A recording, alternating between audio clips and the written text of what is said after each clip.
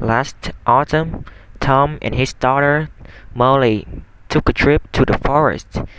They bought warm clothes at a local store, then stopped by a small coffee shop for a quick snack. Molly wanted chocolate, while Tom ordered a bottle of water. They walked slowly through the soft and muddy ground, listening to birds calling in the trees. Tom wore a scarf and gloves, and Molly held a journal to take notes about nature. After walking for an hour, they found a comfortable bench near a small pond, where they rested. Molly read a book about turtles, and Tom enjoyed the calm atmosphere.